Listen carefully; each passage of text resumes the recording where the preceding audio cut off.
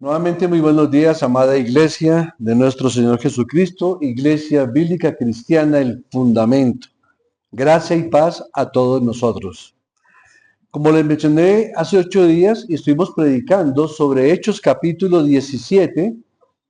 Siempre que vamos a predicar una carta del apóstol Pablo, tenemos que remitirnos obligatoriamente al libro de los Hechos, porque allí es donde se narran los 3 viajes misioneros del apóstol Pablo. Y hace 8 días vimos cómo en su segundo viaje misionero, él predicó el evangelio ahí en Tesalónica, donde hubo un grupo de creyentes que recibieron el evangelio con prontitud y gratitud, pero vimos que hubo una gran mayoría que comenzaron a perseguir y alborotar la ciudad por causa del evangelio, lo cual hizo que Pablo tuviese que desplazarse a la ciudad de Berea, donde vimos que los bereanos fueron mucho más diligentes porque escudriñaban por las escrituras si lo que el apóstol Pablo estaba predicando era verdad.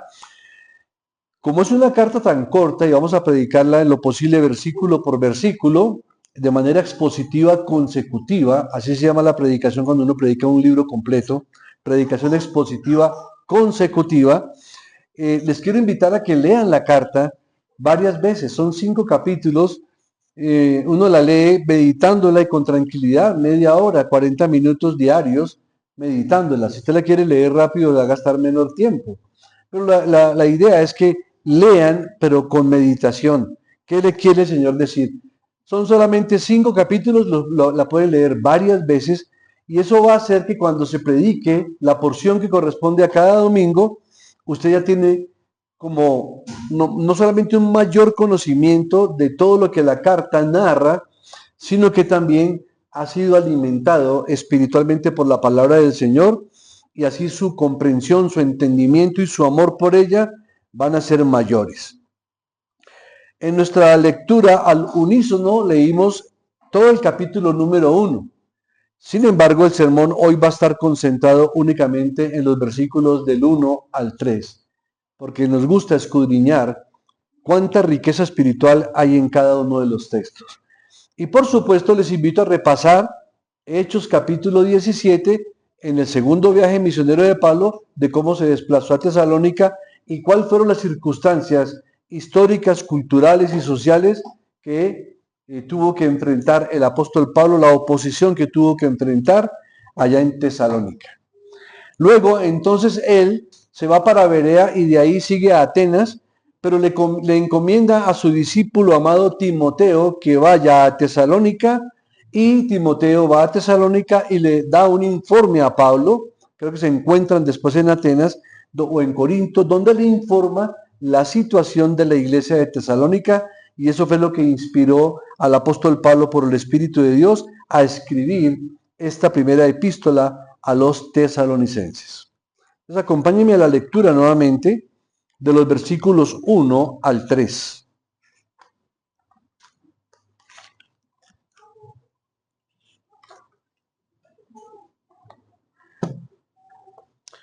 Dice así la palabra del Señor.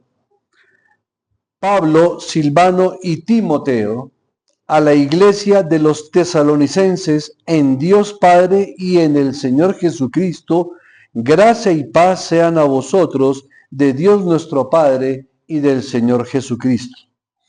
Damos siempre gracias a Dios por todos vosotros, haciendo memoria de vosotros en nuestras oraciones, acordándonos sin cesar delante de Dios y Padre nuestro de la obra de vuestra fe, del trabajo de vuestro amor y de vuestra constancia en la esperanza en nuestro Señor Jesucristo. Amén. Bien, antes de explorar y de profundizar en los textos, es necesario hacer una buena reseña histórica. ¿Por qué? Porque el primer versículo dice Pablo, Silvano y Timoteo. ¿A quiénes? A la iglesia de los tesalonicenses. O sea que en el contexto histórico tenemos que mirar quién fue el autor de la carta. Y por supuesto todos coincidimos, y aún los teólogos más renombrados y los padres de la iglesia, los patrísticos, han reconocido siempre la autoría de Pablo. Pero aquí lo hermoso de ver es que Pablo no solamente es el autor de la carta, sino que comparte esa autoría con Silvano y con Timoteo, que fueron sus compañeros de viaje en su segunda misión. Ahora bien, el nombre Silvano es el mismo nombre que en Hechos capítulo 17 se conoce como Silas. Simplemente que Silvano es el nombre latín de Silas y Silas es el nombre judío. Entonces, cuando ustedes lean la epístola, cuando lean nuevamente Hechos, no hay ninguna distorsión. Se habla, es la misma persona, tanto Silvano como Silas son la misma persona. Bien. Los padres de la iglesia que confirmaron la fidelidad de la carta paulina, entre ellos se menciona a Ireneo, a Clemente de Alejandría, a Tertuliano y otros más, que vivieron entre los años 130 al 170 después de Cristo, o sea, muy cercanos. De hecho, algunos de ellos alcanzaron a ser discípulos del apóstol Juan. Ahora bien, la fecha en que se cree que se escribió la carta fue en el año 52 después de Cristo. Y el tema central de toda la carta tiene que ver con el soportar el sufrimiento. Ya lo vimos en Hechos 17, cómo hubo tanta persecución y tanta oposición. Y luego en la misma carta menciona, tanto en primera como segunda de Tesalonicenses, las persecuciones y las pruebas que esta iglesia tuvo que soportar. Pero su propósito principal es animar a los creyentes con la esperanza del regreso de Cristo. Por eso también cantábamos en estos himnos que el Señor pronto volverá por su iglesia, y los himnos son escogidos también porque tienen que ver con el tema. Estamos cantando la palabra del Señor porque son himnos extractados de la misma palabra de Dios, y como observaron los últimos dos, hablaban perfectamente del retorno de Cristo. Primero el retorno espiritual cuando Cristo vino a nosotros, a morar en nosotros, y luego Cristo vendrá por segunda vez. Y a manera de sinopsis o de resumen, esta carta tiene una preciosa contribución a la revelación de lo que es la redención en Cristo Jesús. Y esa sinopsis quería animar a esta pequeña iglesia, a esta joven iglesia de los tesalonicenses, que esta iglesia estuviera segura de la preocupación y del amor y del afecto y del cariño que el apóstol Pablo de manera sincera les está expresando, y preocupándose, por supuesto, por el bienestar espiritual y moral de la iglesia. Cuando se habla de la iglesia de los tesalonicenses, no puedo dejar de evitar hacer una pequeña analogía, una pequeña comparación con nuestra pequeña congregación. Porque el propósito de las exposiciones bíblicas es fortalecer la fe del creyente. Es animar a los creyentes a que tengamos esperanza en el Cristo que vive en nosotros, en el Cristo que habita en nosotros y que habita en su iglesia, de la cual es la cabeza y la iglesia es el cuerpo. Y al decir una iglesia joven y pequeña, por esa razón hago esta preciosa analogía. Siento un amor especial por la iglesia de los tesalonicenses, por lo cual siento un amor especial por la iglesia bíblica cristiana, el fundamento, y por supuesto por las demás iglesias con las que compartimos esta fe bíblica, esta fe cristiana. Ahora bien, al inicio de su carta, Pablo les da seguridad de su elección en Dios. Si observan el versículo 4, porque conocemos, hermanos amados de Dios, vuestra elección. Y este punto es bien importante porque en el siguiente sermón vamos a profundizar más en qué es aquello o qué significa aquello de que el apóstol y también Silvano y Timoteo conocían la elección que Dios había hecho en la iglesia de Tesalónica. Ahora bien, su aprecio por el celo evangelístico también fue reconocido por el apóstol Pablo. Observen en el versículo 8 lo que él les expresa. Porque partiendo de vosotros ha sido divulgada la palabra del Señor, no solo en Macedonia y Acaya, sino que también en todo lugar vuestra fe en Dios se ha extendido, de modo que nosotros no tenemos necesidad de hablar nada. Este es un reconocimiento muy profundo que hace el apóstol Pablo a el impacto que el poco tiempo que él estuvo en su segundo viaje misionero en Tesalónica obtuvo unos frutos preciosos. Recordemos que Pablo trató de predicar a los judíos en Tesalónica durante 3 días de reposo, es decir, más o menos 21 días. Ahora bien, esto no quiere decir que él solamente permaneció 21 días en Tesalónica. Se cree que pudo haber estado más o menos un periodo entre 2 y 3 meses, pero igual es un periodo corto en relación a otros donde él estuvo 1 año o 2 años predicando. Y sin embargo, mire el fruto que él ve reflejado en esta iglesia. Dice que no solo en Macedonia y Acaya, sino que también en todo lugar se estaba divulgando y conociendo la fe que tenían los tesalonicenses en Dios, de tal modo que se ha extendido a todas partes, a tal punto que el apóstol dice, tanto que no tenemos necesidad de ir a esos lugares a predicar, porque es tan grande el testimonio que esta iglesia ha dado, que han impactado muchas de las regiones de allí. Y aquí viene obviamente una reflexión para nosotros. ¿Qué tanto ha sido el impacto que esta pequeña congregación está ejerciendo en el sector donde vivimos o donde nos congregamos? ¿Qué tanto impacto en cuanto a nuestra fe hemos logrado aún en nuestras propias familias? Que es tal vez la población más cercana a la que nos angustiaría no predicarles el Evangelio. O a vecinos o amigos entrañables que aún no han escuchado la palabra de Dios porque nos ha dado cierto temor a que nos hagan una oposición. Pero es que el Evangelio siempre ha encontrado oposición, siempre la encontrará hasta el fin de los tiempos. Habrá exposición y oposición. Y en la medida en que exponemos la palabra de Dios, entre más la exponemos, mayor es la oposición al Evangelio. ¿Por qué?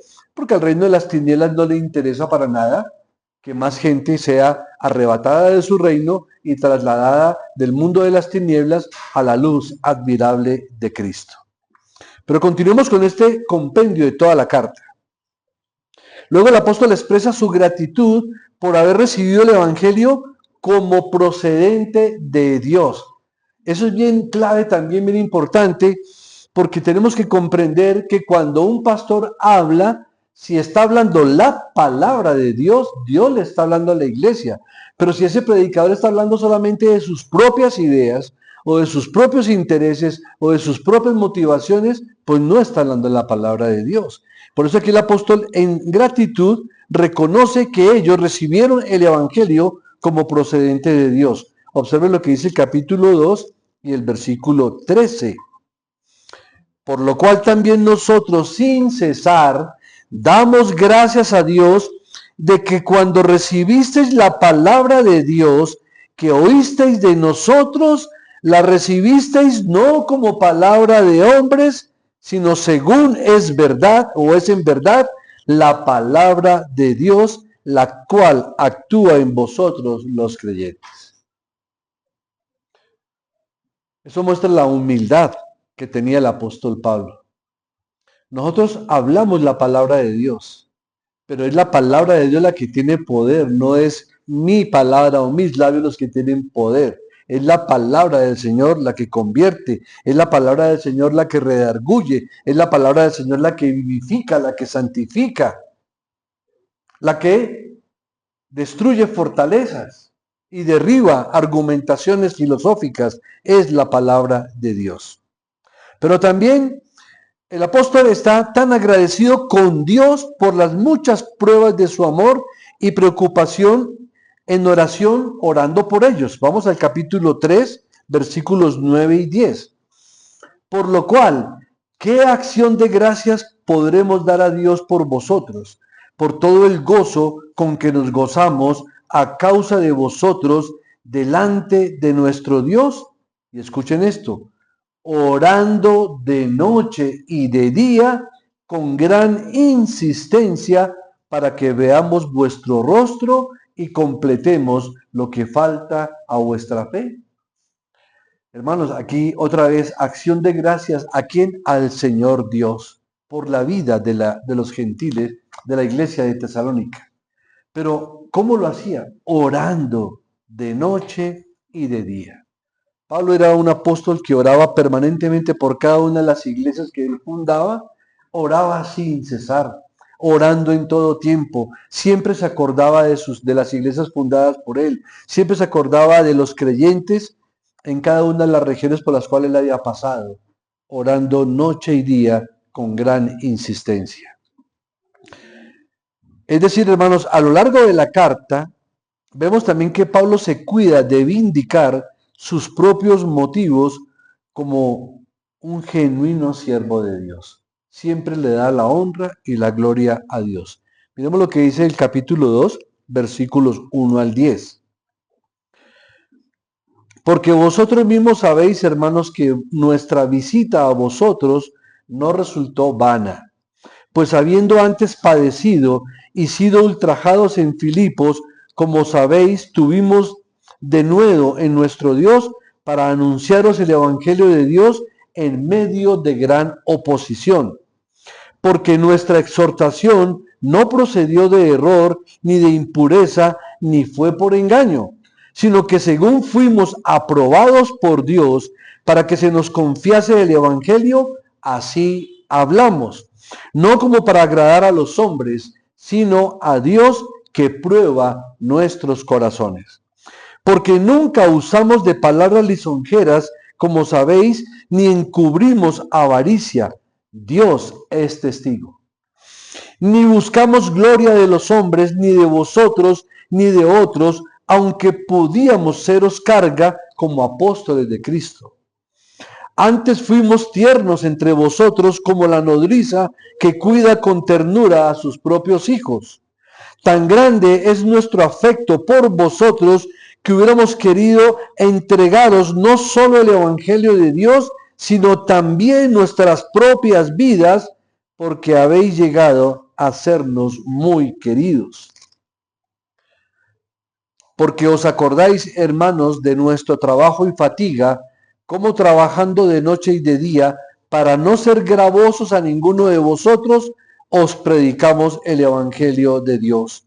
Vosotros sois testigos, y Dios también, de cuán santa, justa e irreprensiblemente nos comportamos con vosotros los creyentes. Siempre el apóstol Pablo es agradeciéndole a Dios por toda esa experiencia y aclarándole a la iglesia de Tesalónica que nada lo hicieron ni por motivaciones propias ni por intereses humanos, no agradando a los hombres, sino siempre agradando a Dios. Y aquí es donde también tiene que comprender la iglesia que por eso predicamos este tipo de evangelio en la iglesia. Porque no estamos autorizados los pastores a predicar algo distinto a lo que se encuentra en las Sagradas Escrituras. Sí, podemos tener varias aplicaciones, que es diferente. Un texto puede tener una aplicación para un hermano y otra aplicación para otro hermano, pero el texto es el mismo. Es el que el Señor ha ordenado que se predique, su palabra. Pero también vemos lo siguiente. El apóstol está explicando en esta carta el triste estado de la nación judía de aquel tiempo, desde que fueron expuestos al mensaje del Evangelio. Vamos por un momento al capítulo 1.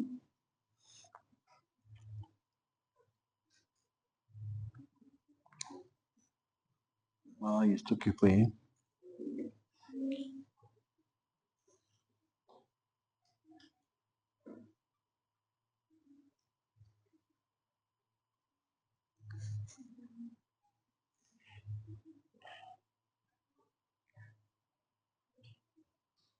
Creo que es en Hechos 16, si no estoy mal. Ay, Dios, creo que aquí me confundí. Bueno, vamos a mirar.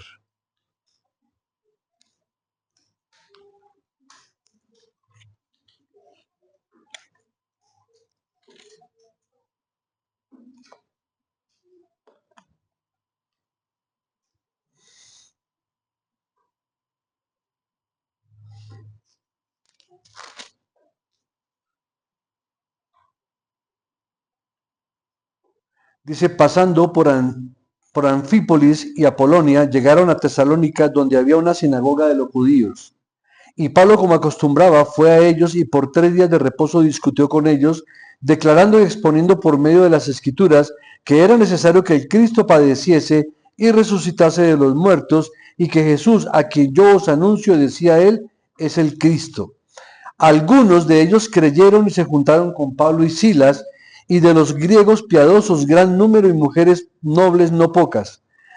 Entonces los judíos que no creían, teniendo celos, Tomaron consigo algunos ociosos, hombres malos, y juntando una turba, alborotaron la ciudad, y asaltando la casa de Jasón, procuraban sacarlos al pueblo.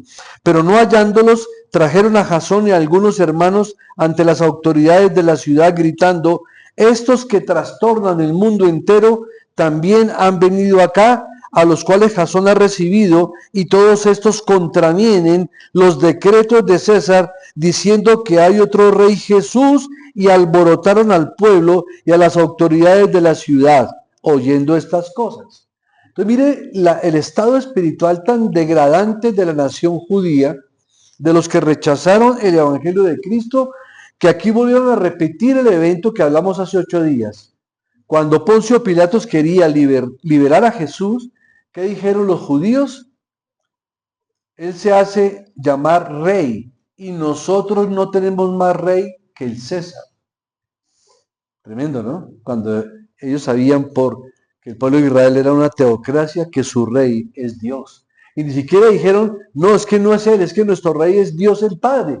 No, dijeron: nuestro rey es el César y no tenemos más rey que el César. Y aquí hicieron lo mismo, hicieron un gran alboroto y dicen que llegaron los que trastornan el mundo, diciendo que hay otro rey Jesús.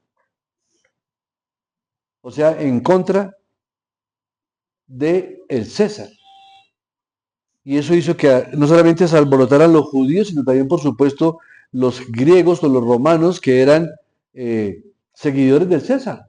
Y eso causó un alboroto tan grande. Y luego vimos que cuando Pablo se desplaza a Berea, dice que los judíos de Tesalónica, cuando supieron que también en Berea era anunciada la palabra de Dios por Pablo, fueron allá y también alborotaron a las multitudes. Y hasta el día de hoy se ve, ¿no? Aunque ya hay algunos pocos judíos que han aceptado el evangelio de Cristo y han reconocido que Cristo es el Mesías, sin embargo la mayoría no. Y hay dos cosas claras en esta preciosa carta que están bien entretejidas en la epístola de Pablo. La primera es la gran importancia que él resalta para el creyente buscar la santidad. Miremos el versículo 4, el capítulo 4, versículos 1 al 8. Dice: te encarezco Por lo demás, hermanos, os rogamos y exhortamos en el Señor Jesús que de la manera que aprendisteis de nosotros, cómo os conviene conduciros y agradar a Dios, así abundéis más y más.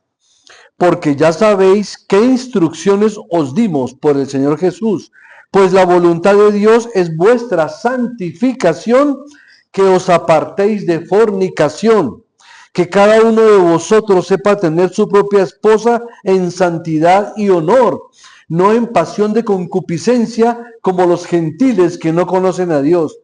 Que ninguno agravie ni engañe en nada a su hermano, porque el Señor es vengador de todo esto, como ya os hemos dicho y testificado, pues no nos ha llamado Dios a inmundicia, sino a santificación. Así que el que desecha esto, no desecha a hombre, sino a Dios, que también nos dio su Espíritu Santo. O sea que la carta en total tiene esa connotación, la importancia para el creyente de buscar la santidad de Dios. Y dos, la necesidad de velar y orar. La necesidad de velar y orar, de manera que no nos durmamos cuando nuestro Salvador venga a juzgar en justicia a todo el mundo. Miremos el capítulo 5, también del versículo 1 al 8.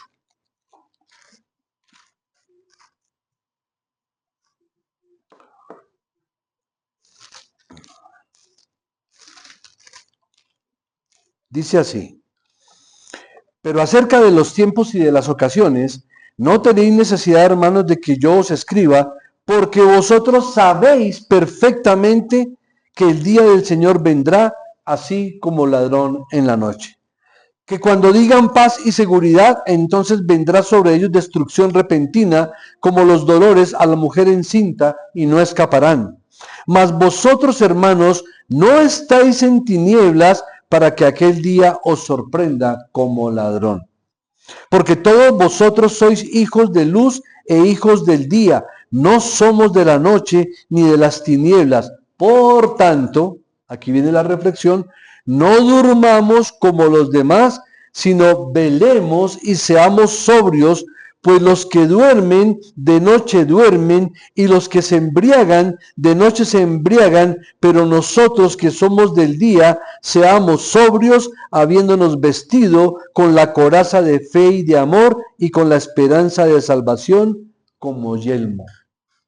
Entonces, miren la exhortación a velar, a orar, a ser sobrios y a estar buscando constantemente la presencia del Señor a través de la oración.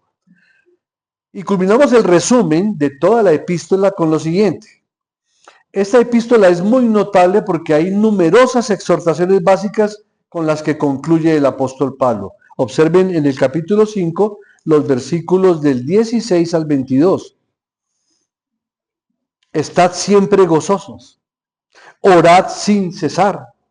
Dad gracias en todo, porque esta es la voluntad de Dios para con vosotros en Cristo Jesús.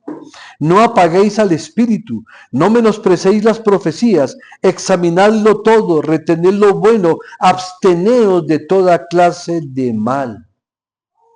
Abstengámonos de toda clase de mal.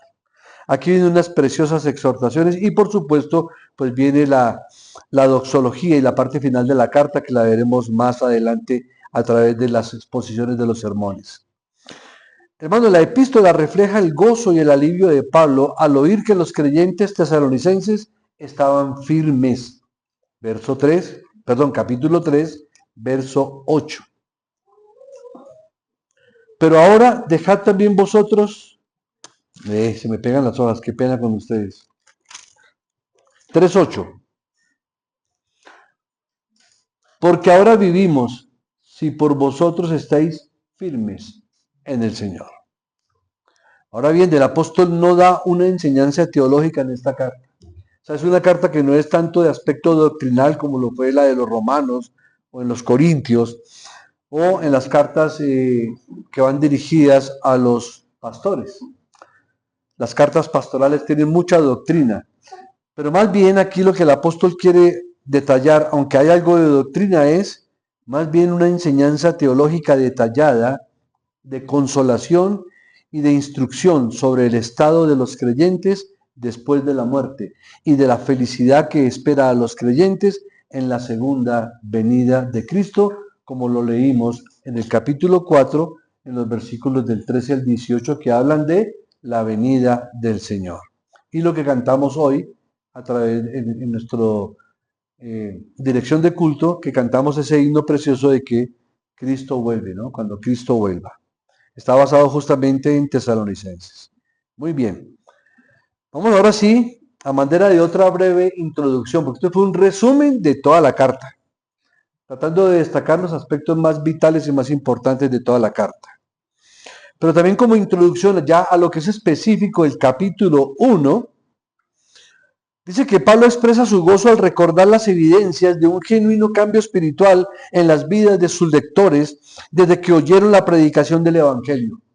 El apóstol asocia esta epístola a sus compañeros que han estado con él en esta gran obra misionera, la cual comenzó al norte de Grecia, y nombra a Silas o Silvano y al joven Timoteo para dar ánimo a los tesalonicenses. Pablo les informa que claramente ellos se encuentran entre los elegidos de Dios. Es decir, cuando uno lee el versículo 4, del cual vamos a profundizar más en 8 días, porque conocemos, hermanos amados de Dios, vuestra elección. Eso le daba mucha seguridad a esta iglesia. A quienes Dios ha escogido eternamente en Cristo Jesús. O sea que la elección de Dios no tiene reversa. Hoy la reflexión que leíamos de Spurgeon esta mañana me impactaba mucho ese texto, ¿no? De que aún si un creyente fue elegido y en algún momento de su vida se extravió de tal manera que casi llega a las mismas profundidades del infierno, el Señor no permitirá, porque Él prometió no perder ninguno de los que el Padre le ha dado. Y esa es una promesa que tenemos que aferrarnos a ella, hermanos, con fe y confianza. no por nuestras propias fuerzas. Pero ojo, eso no significa que entonces por esa razón nos vayamos a dar un libertinaje tal porque el Señor me recogerá. No. El apóstol Pablo también hace una advertencia muy solemne al que peca deliberadamente. Bien, ya propiamente en el capítulo 1, como se mencionó, el título del sermón es La fe y ejemplo de los tesalonicenses. Vamos entonces ahora sí al desarrollo de cada versículo. Primero, la salutación. Pablo, Silvano y Timoteo a la iglesia de los tesalonicenses, en Dios Padre y en el Señor Jesucristo, gracia y paz sean a vosotros, de Dios nuestro Padre y del Señor Jesucristo. Ahora bien, aquí presentar a Pablo, pues ya no tenemos que dedicar mucho tiempo, pero vale la pena recordar que Pablo fue escogido cuando era el más temible perseguidor de la iglesia. Era un hombre que amaba profundamente la religión judaica. Era un hombre muy celoso de su religión judaica y él veía en el cristianismo un peligro inminente hacia el judaísmo. Él era un hombre muy celoso de la ley de Dios. Había sido educado a los pies del gran Gamaliel, uno de los principales rabinos judíos del Sanedrín, y por supuesto era un hombre que estaba aventajando a muchos de sus contemporáneos en la irreprensibilidad externa que él tenía de la ley de Dios. Pero ya convertido Pablo, vemos cómo este hombre sufrió tantas tribulaciones, naufragios, azotes, azotes con varas, azotes con látigos, apedreamientos, necesidades, naufragios, aún de estar naufragando en alta mar, flotando ahí en el mar. Todo por causa de Cristo, aguantó frío, hambre, desnudez, persecución de todos sus hermanos judíos. Y algo que caracteriza al apóstol Pablo es que él habla siempre del gozo. Si notan en todas sus cartas, gozados, regocijados, gozados, regocijados. Uno dice, qué tremendo este hombre con tanto sufrimiento, y él se regocijaba aún en los sufrimientos por causa de Cristo. Pero aparte de todo eso, también Pablo fue un hombre increíble, un gran apóstol de Dios, pero él usualmente no trabajaba solo. Siempre que podía, Pablo trabajaba en equipo. Recordemos que en su primer viaje misionero trabajó con Bernabé y con Juan Marcos, el primo de Bernabé. Luego Juan Marcos los abandonó. Y entonces en el segundo viaje misionero hubo un encuentro no menor entre Pablo y Bernabé, porque Bernabé quería volver a llevar a Juan Marcos, pero Pablo no quería porque vio que Marcos todavía estaba como muy débil para viajes misioneros, y como los había abandonado en el primer viaje, Pablo no quería que él madurara más, o por lo menos quería que tuviera una lección de que no se debe abandonar la obra del Señor cuando ya se ha avanzado un trecho. Y entonces ellos dos tuvieron una disputa no pequeña. Entonces Pablo eligió a Silas o a Silvano y obviamente a Timoteo cuando lo encontró en Listra. Pero siempre trabajaba en equipo. Y aquí vemos en esta expresión de la carta que él los menciona también como autores de la carta, porque dice Pablo, Silvano y Timoteo a la iglesia. O sea que lo que está escrito acá también tuvo que haber tenido aportes, si no escritos, por lo menos verbales, tanto de Silvano como de Timoteo. Ahora bien, ¿quién era Silvano? Porque así es que debemos de predicar una carta expositiva. Silvano era el nombre latino de Silas. Él era un distinguido miembro de la iglesia de Jerusalén. De hecho, se le menciona a él en el libro de los Hechos como un profeta de la iglesia de Jerusalén que fue delegado para acompañar a Pablo y a Bernabé a Antioquía para comunicar la decisión del concilio de Jerusalén. Acompáñenme por un momento a Hechos capítulo 15.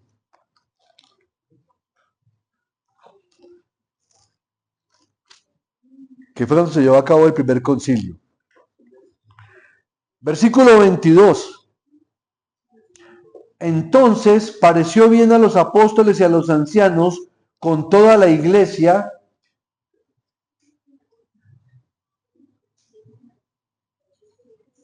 Hechos 15, versículo 22. Entonces pareció bien a los apóstoles y a los ancianos con toda la iglesia elegir de entre ellos varones y enviarlos a Antioquía con Pablo y Bernabé. Escogieron a Judas, que tenía por sobrenombre Barsabás, ¿y a quién? Y a Silas, varones principales entre los hermanos. Verso 27, de ahí mismo. Así que enviamos a Judas y a Silas, los cuales también de palabra os harán saber lo mismo. Versículo 32. Judas y Silas, como ellos también eran ¿qué? Profetas, consolaron y confirmaron a los hermanos con abundancia de palabras. Sí, es lo importante de cuando vemos las cartas paulinas, siempre ir al libro de los Hechos, porque allí se describen todos los viajes misioneros y quienes acompañaron a Pablo en esos viajes y quiénes eran ellos, quién era Silas, quién era Timoteo. Entonces, cuando Pablo se separó de Bernabé por causa de Juan Marcos, Pablo escogió a Silas como acompañante en la obra misionera en su segundo viaje, en la cual la iglesia en la ciudad de Macedonia de Tesalónica fue fundada. Eso ya lo vimos hace 8 días en Hechos 17, del 1 al 9. También Silas estuvo preso con Pablo. ¿Recuerdan cuando estuvieron presos en la cárcel de Filipos? Cuando el carcelero pensó que se le habían fugado todos los presos, que le dijeron, ¿qué debo hacer para ser salvo? Y Pablo le dijo, y Silas, cree en el Señor Jesucristo y serás salvo tú y tu casa. O sea, eso ocurrió en el capítulo 16, cuando fueron apresados en Filipos. Observen cuánta oposición tuvo el apóstol Pablo y también sus acompañantes. Bien, ahora hablemos de Timoteo. Timoteo era un ciudadano de Listra, una ciudad en la provincia de Galacia. Eso lo vemos en Hechos 16, vamos hasta allá.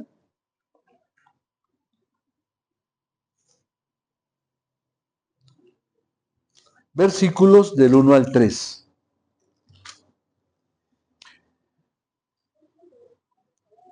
Tiene un subtítulo no inspirado que dice, Timoteo acompaña a Pablo y a Silas. Después llegó a Derbe y a Listra, y he aquí había allí cierto discípulo llamado Timoteo, hijo de una mujer judía creyente, pero de padre griego. No era fácil la vida para Timoteo, al ser hijo de un hombre griego, pagano. Pero por la ley judía, todo hombre o mujer que naciera de la matriz era judío. Si la mujer que paría el hijo era judía, no importa si su padre era judío o griego, por ley era judío, porque nació de una mujer judía. Todos esos datos son bien interesantes que la iglesia los conozca porque así vamos entendiendo la situación de cada uno. Y sin embargo dice que su madre era una judía creyente que se llamaba Eunice. Y la abuela de Timoteo se llamaba Loida o Loída. Bien. ¿Dónde sabemos que su madre se llamaba Eunice? Vamos a 2 de Timoteo. Capítulo 1, versículo 5.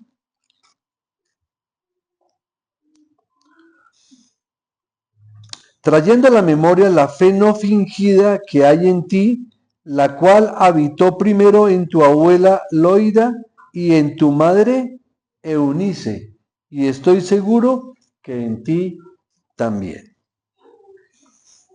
Al momento en que se relató esta epístola, Timoteo era relativamente un novato en la misión cristiana. Pablo y Silas habían reclutado a este joven, pero él era muy apreciado, discípulo, porque había sido enseñado por su abuela y por su madre en la fe, en las Sagradas Escrituras. Dice la palabra de Dios que él conocía las Sagradas Escrituras desde la niñez y que su ministerio aproximadamente comenzó a desarrollarlo un año antes en Listra por las enseñanzas de sus familiares más cercanos, su amada madre y su abuela.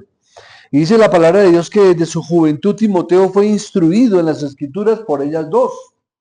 Por eso la fe de Timoteo era una fe genuina, enseñada por su abuela y por su madre.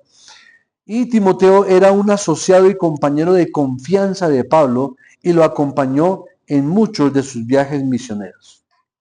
Luego dice la carta a quiénes va dirigida. Ya hablamos de quién era Pablo, ya describimos a Silvano o a Silas y ya describimos al joven Timoteo. Y luego dice a la iglesia de los tesalonicenses. Aprendimos hace 8 días que Pablo fundó esta iglesia en su segundo viaje misionero y solo estuvo en la ciudad por un periodo corto de tiempo. Luego menciona, y esto es importante que lo observen, en Dios Padre y en el Señor Jesucristo.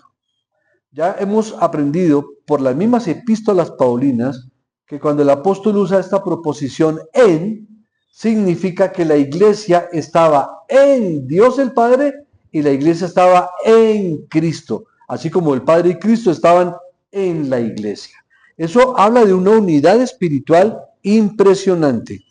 Entonces, esta declaración no solamente apunta a que la iglesia está en Cristo y en el Padre, sino también apunta a esa intimidad única que hay entre el Padre y el Hijo, puesto que se dice de la iglesia de Tesalonicenses que la iglesia está en los dos, tanto en el Padre como en el Hijo. Qué tremenda unidad espiritual. Luego dice, gracia y paz sean a vosotros. Pablo llevó este saludo acostumbrado a muchos cristianos, no solamente a los de Tesalónica, pero siempre saludaba en esa condición, gracia y paz. Ahora recordemos qué significa la gracia en este sentido. La gracia es ese don de Dios que trae gozo. La gracia significa que Dios ha concedido su favor y su bondad. Cuando se le dice a María, el ángel le dice, llena eres de gracia, le está diciendo, llena eres del favor de Dios. Lo mismo le pasó a Ana cuando clamó por su esterilidad, clamándole a Dios por un hijo. Dice que ella halló el favor de Dios, es decir, la gracia de Dios fue sobre también Ana. Por eso la oración de Ana y el Magnificat de María hay que verlas con mucha consistencia bíblica porque son oraciones muy profundas de dos siervas del Señor. La una madre del profeta Samuel y la otra que llevó entre su vientre a Cristo en su parte humana, al Hijo de Dios. Recibieron el favor de Dios y esa gracia y ese favor de Dios nos es otorgado a todos los creyentes, a los que vamos a Él en arrepentimiento y fe. También significa bondad, benignidad de parte de Dios para que el hombre sea proveído para sus necesidades espirituales en Cristo Jesús. Nuestra única fuente de alimento espiritual es Dios y su palabra. Es el Padre, el Hijo, el Espíritu Santo y su palabra. Pero luego dice nuevamente en ese versículo número 1, de Dios nuestro Padre y del Señor Jesucristo. Observen las dos declaraciones en ese solo versículo. En Dios Padre y en el Señor Jesucristo, hablando de esa unidad íntima entre el Padre y el Hijo con la iglesia. Pero luego dice que la gracia y la paz vienen ¿de dónde? De Dios Padre y del Señor Jesucristo. Aquí están involucrados totalmente en la iglesia, pero la gracia y la paz son dados desde el cielo. Por eso toda buena dádiva y todo don perfecto proceden de lo alto.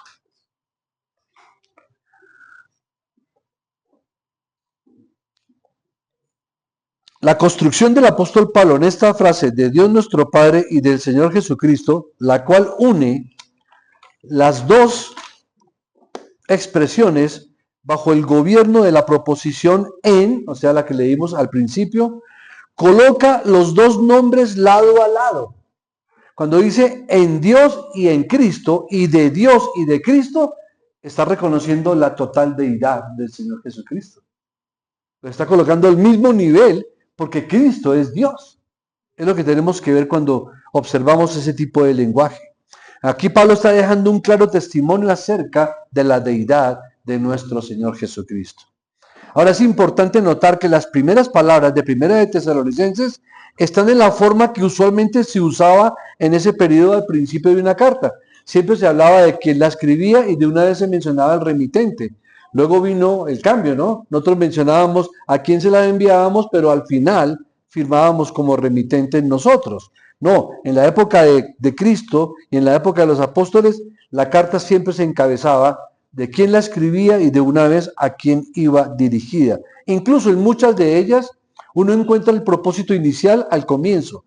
En otras el propósito está en la mitad de la carta y en otras se conoce el propósito hasta el final de la carta.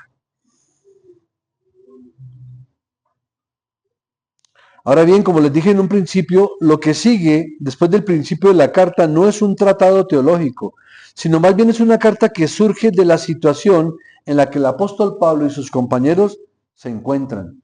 Era una situación de altísima persecución, pero de amor por la predicación del Evangelio.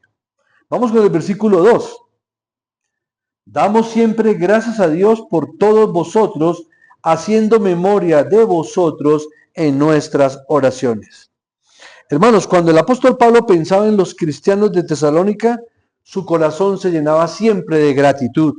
Pablo comenzó ahí la iglesia no en las mejores circunstancias, habiendo sido expulsado de la ciudad después de un poco más de 3 semanas. Con ellos tuvo que irse después de un tiempo a Berea. Sin embargo, la iglesia que sí aceptó el evangelio, la iglesia que se fundó a través de la predicación del apóstol, quedó establecida de una manera fuerte y llena de vida.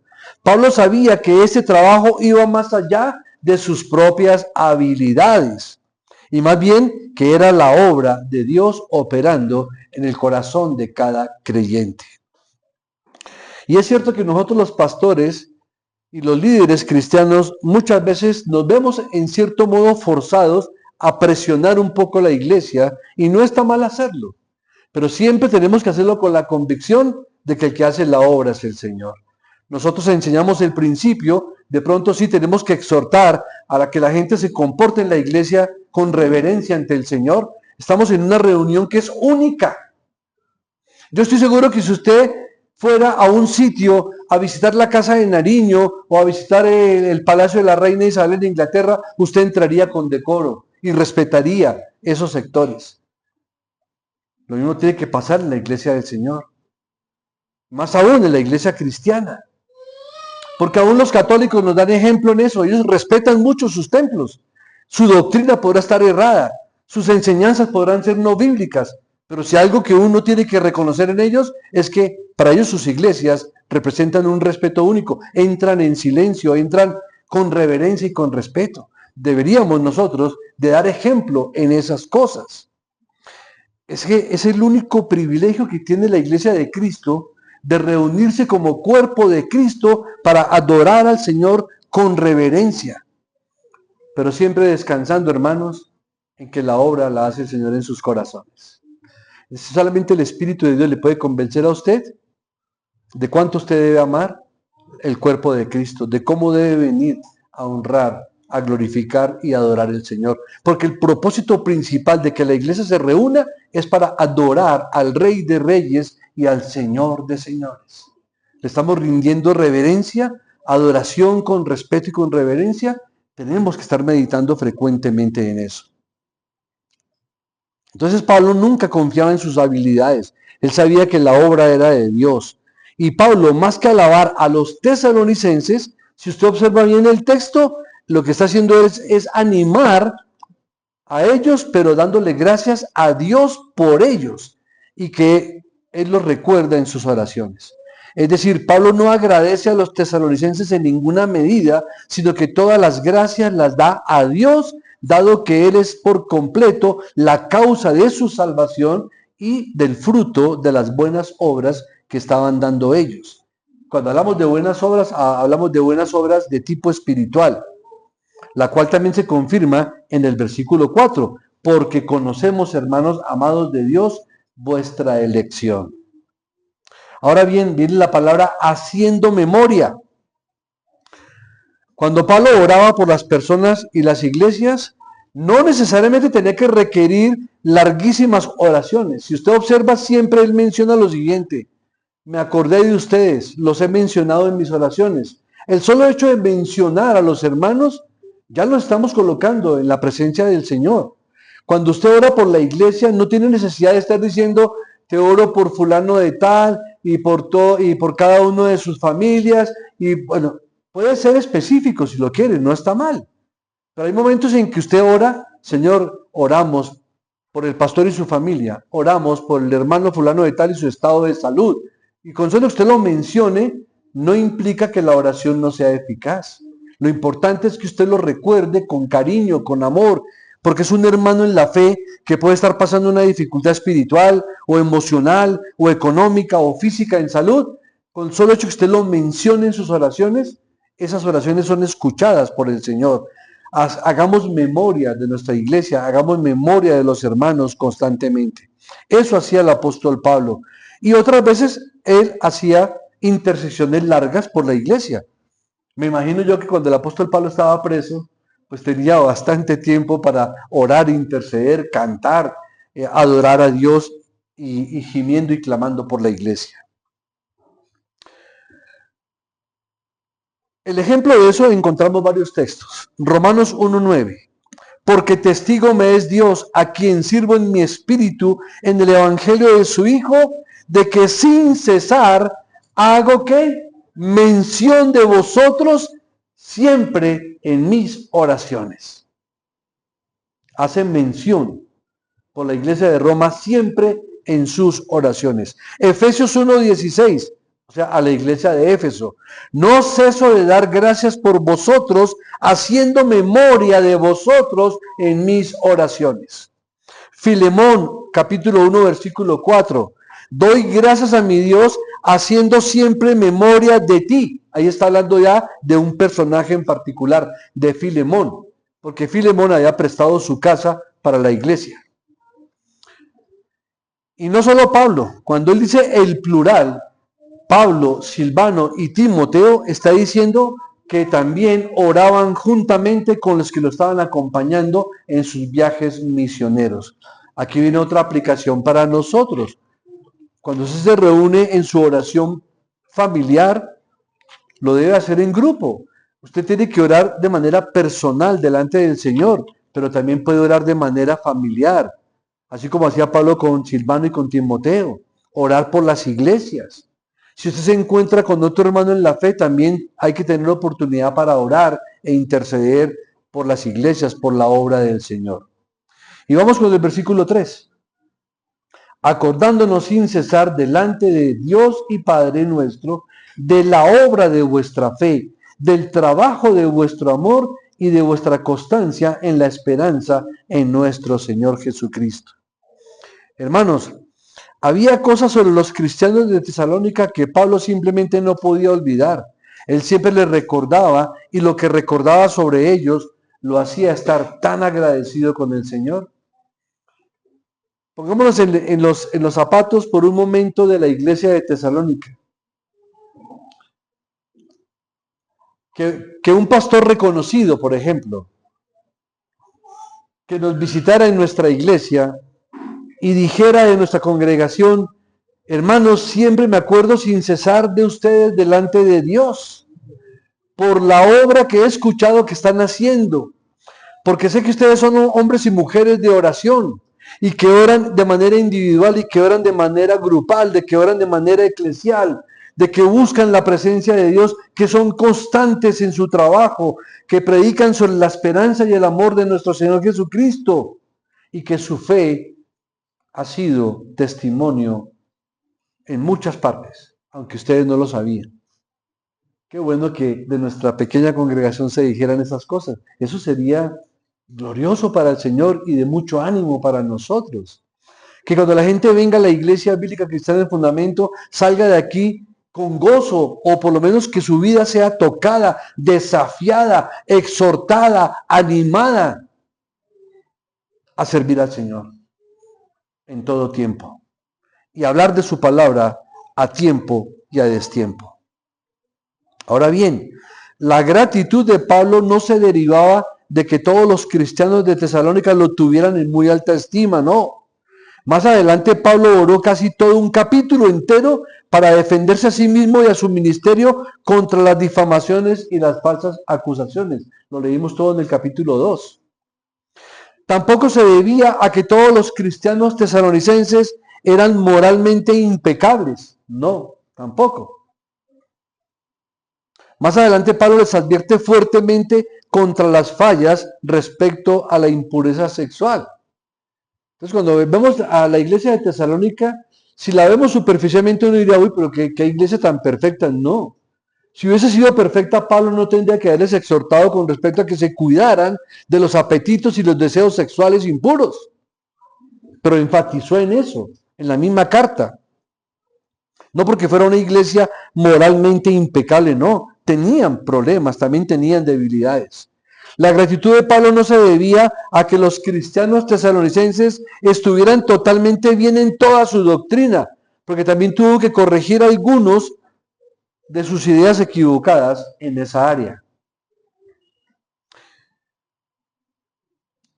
Y cuando habla de la obra de vuestra fe, del trabajo de vuestro amor y de vuestra constancia en la esperanza en nuestro Señor Jesucristo, si notaron, el apóstol identificó tres cosas vitales.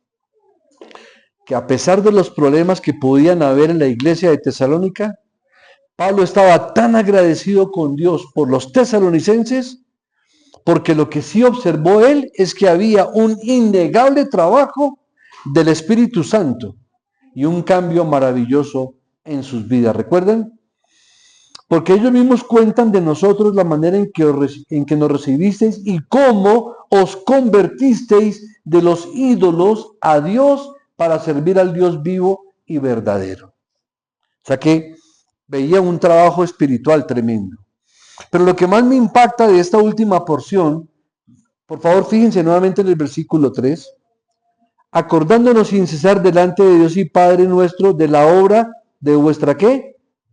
Fe. Luego dice, del trabajo de vuestro amor y de vuestra constancia ¿en qué? En la esperanza. ¿Le suena? ¿Le suena la triada de 1 Corintios 13? La fe, la esperanza y el amor. Pues aquí el apóstol vuelve otra vez a mencionar esos tres aspectos tan claves en la vida de todo creyente. Las tres virtudes citadas aquí, esas virtudes grandes cristianas, eran evidentes en la iglesia de Tesalónica a pesar de sus debilidades. Había fe, había esperanza y había amor entre los creyentes de Tesalónica. Estas tres virtudes citadas son el fruto del don, por supuesto, del nuevo nacimiento espiritual o del nacimiento otorgado por el Espíritu Santo. Fe, amor y esperanza. Aquí las menciona en un orden distinto. En Corintios es la fe, la esperanza y el amor. Aquí menciona fe, amor y esperanza. Estas gracias nunca están inactivas en la iglesia del Señor, sino que promueven una actividad en el alma que glorifica a Dios. Hermanos, la fe produce obras. El amor estimula el trabajo y el compañerismo cristiano. Y la esperanza nos enseña la constancia. La fe verdadera y salvífica necesariamente producen fruto de obediencia al Señor. Si tu fe no produce fruto de obediencia, hay que revisar qué fe tienes. Porque la fe produce obras. ¿Recuerdan lo que decía Santiago? La fe se confirma por las obras. Pero pensamos que las obras son las de obras de caridad. No, hay que hacerlas, pero aquí está hablando de las obras del testimonio cristiano, de la santificación del hermano, del crecimiento, de la madurez espiritual, de su fortaleza espiritual, de su confianza en Dios, a tal punto en que en cualquier circunstancia que tengamos que vivir, no perdamos el gozo de la salvación. No la salvación, el gozo de la salvación. Entonces, la fe produce obras, el amor estimula el trabajo entre los hermanos y la esperanza nos enseña constancia. Y la fe verdadera y salvífica necesariamente producen fruto de obediencia al Señor. Y el trabajo del amor, dice la carta que su amor se mostró especialmente a través del recibimiento que le dieron a los viajeros. ¿Ves lo que dice el versículo 9? porque ellos mismos cuentan de nosotros la manera en que nos recibisteis. ¿Cómo lo recibieron? Con amor. Pablo elogia nuevamente su amor en el capítulo 4 y los versículos 9 y 10. Pero acerca del amor fraternal, no tenéis necesidad de que os escriba, porque vosotros mismos habéis aprendido de Dios que os améis los unos a los otros. Donde dice que han sido enseñados por Dios en su amor, unos por otros. Y finalizamos con lo siguiente, mis hermanos. Con la firmeza y la constancia de vuestra esperanza. Aquí la esperanza es de tipo escatológico, es decir, la seguridad de salvación, de que cuando partamos de aquí iremos a morar con el Señor eternamente, o cuando Él venga por su iglesia, como cantamos hoy en ese precioso himno. Entonces la esperanza es escatológica, es decir, en el futuro, en su seguridad de que el Señor Jesús regresará para librarlos de sus problemas presentes y de la ira venidera de Dios. Y para profundizar en esta preciosa triada de la fe, que es donde queremos concentrar el sermón, quiero leer algunos textos sin explicarlos, solamente leerlos para crecimiento de la iglesia. Vamos a Primera de Tesalonicenses, capítulo 5.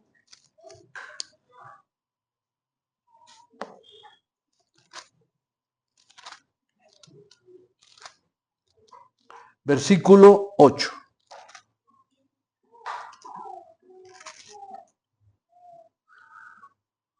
Pero nosotros que somos del día, seamos sobrios, habiéndonos vestido con la coraza de ¿qué? De fe y de amor y con la esperanza de salvación. Vuelve y menciona la triada: fe, amor y esperanza. Romanos capítulo 5.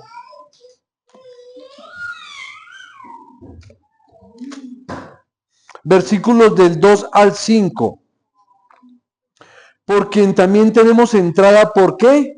Por la fe a esta gracia en la cual estamos firmes y nos gloriamos en la esperanza de la gloria de Dios. Y no solo esto, sino que también nos gloriamos en las tribulaciones, sabiendo que la tribulación produce paciencia, y la paciencia prueba, y la prueba esperanza, y la esperanza no avergüenza, porque el amor de Dios ha sido derramado en nuestros corazones por el Espíritu Santo que nos fue dado. Entonces Dios ha derramado en nuestros corazones amor, fe y esperanza. ¿Cómo está esa aplicación en tu vida? ¿Cómo estás experimentando esa preciosa triada, esa preciosa promesa? Y por supuesto, 1 Corintios 13:13.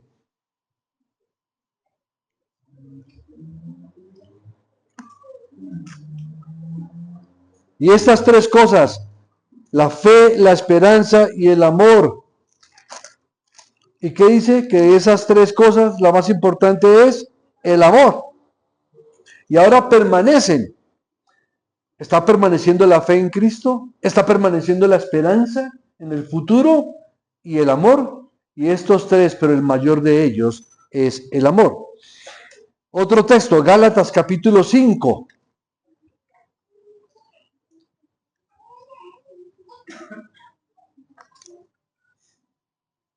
Versículos 5 y 6.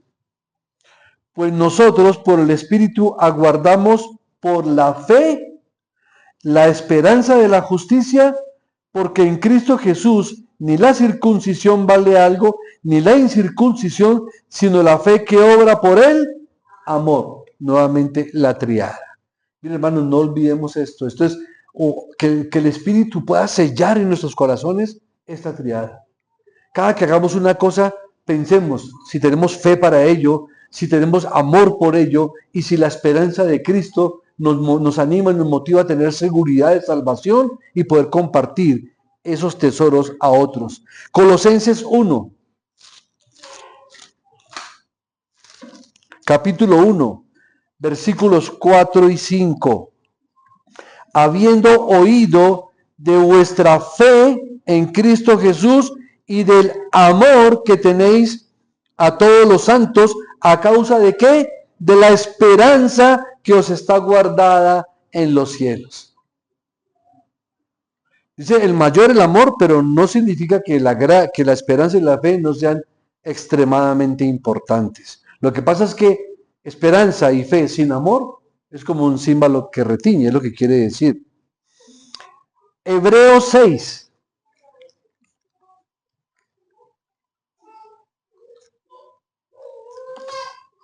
Para que ojalá puedan seguir meditando en estos textos mientras leen la carta a los tesalonicenses varias veces.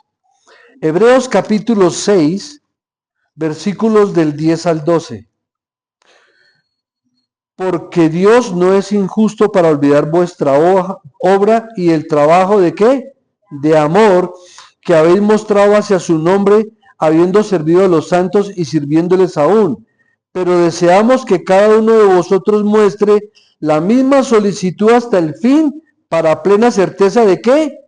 De la esperanza, a fin de que no os hagáis perezosos, sino imitadores de aquellos que por la fe y la paciencia heredan las promesas. Ahí nos menciona la fe y la esperanza nuevamente.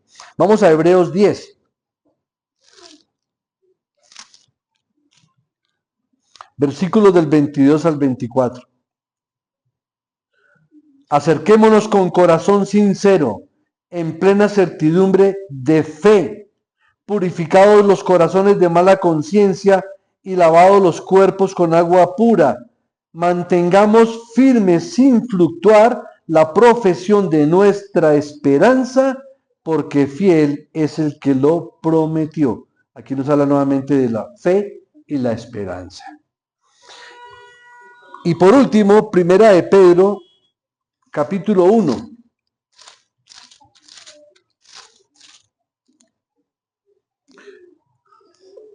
Versículos del 3 al 8. Bendito sea el Dios y Padre de nuestro Señor Jesucristo, que según su grande misericordia nos hizo renacer para una ¿qué? Esperanza viva por la resurrección de Cristo de los muertos, para una herencia incorruptible, incontaminada, inmarcesible, reservada en los cielos para vosotros, que sois guardados por el poder de Dios mediante ¿qué?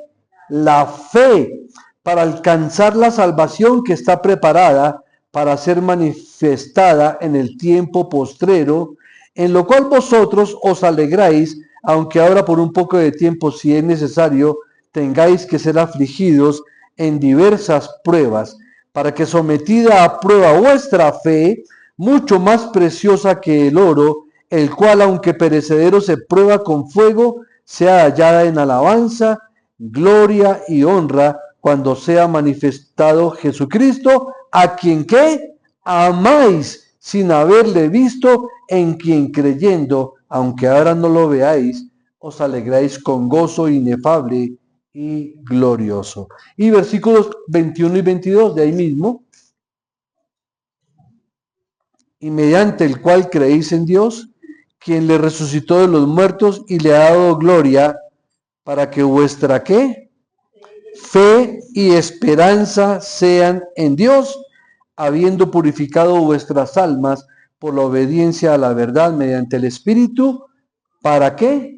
El amor fraternal no fingido, amaos unos a otros entrañablemente de corazón puro. Amén. Oremos, hermanos. Padre Celestial, gracias porque en una porción tan corta hemos extraído tantos tesoros.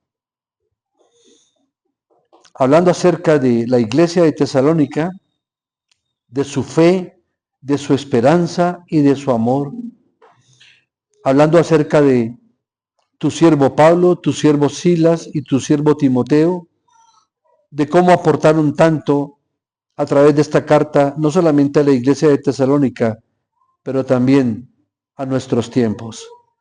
Y finalizamos pidiéndote, Señor, que en tu gracia, en tu misericordia, en el favor tuyo sobre nosotros, que cada uno de estos hermanos y hermanas, y aún cada uno de estos niños, aunque no lo comprendan todavía, sean investidos con el don de la fe, de la esperanza y del amor que provienen de ti, para el bien del cuerpo de Cristo y para la honra y gloria de tu bendito nombre.